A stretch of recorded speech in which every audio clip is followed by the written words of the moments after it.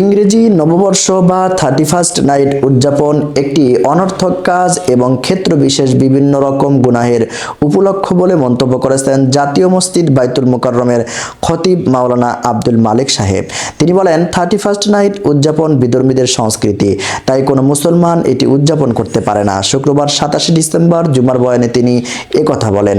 মাওলানা আব্দুল মালিক বলেন, বর্ষপূর্তি পালন ইসলামের শিক্ষা নয়। ইসলাম আমাদেরকে প্রত্যেক দিন, প্রতি রাত এবং প্রতিটি মুহূর্তকে উদযাপন করতে বলেন।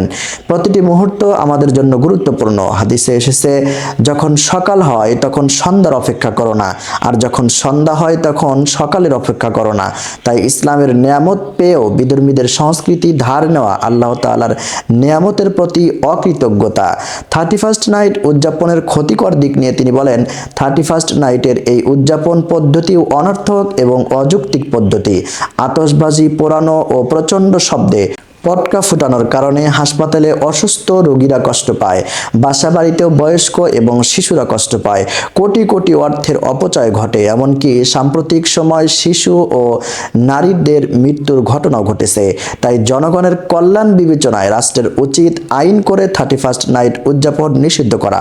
রাষ্ট্রের দায়িত্বশীলদের সম্পর্কে তিনি বলেন, যদি রাষ্ট্র ও সরকারের দায়িত্বশীল ব্যক্তিদের দিনের সঠিক জ্ঞান থাকতো, তাহলে তারা সবসময় শুধু জনগণের আগ্রহ ও চাওয়াকে প্রাধান্য দিবে না, বরং তাদের প্রয়োজন ও উপকারকে প্রাধান্য দিবে।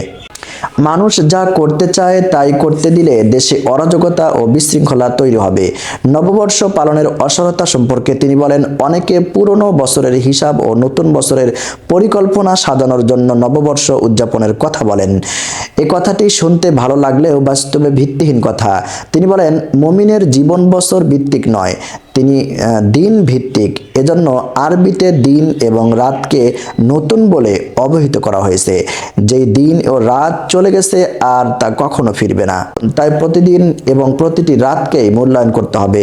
মাওলানা আব্দুল মালিক আরও বলেন, আমরা সময়কে সবচেয়ে বেশি অবহেলা করি। আজকাল করতে করতে একসময় চুল দাড়িতে পাক ধরে যায়। চুল এবং দাড়ি সাদা হওয়া জীবনের শেষ প্রান্তে উপনীত হওয়ার নিদর্শন, কিন্তু তা একদিনেই ঘটে না। আমাদেরকে সময়ের মূল্য দিতে হবে এবং আল্লাহ তাআলা জীবনের যে নিয়ামত দিয়েছেন তার যথাযথ হক আদায় করতে হবে।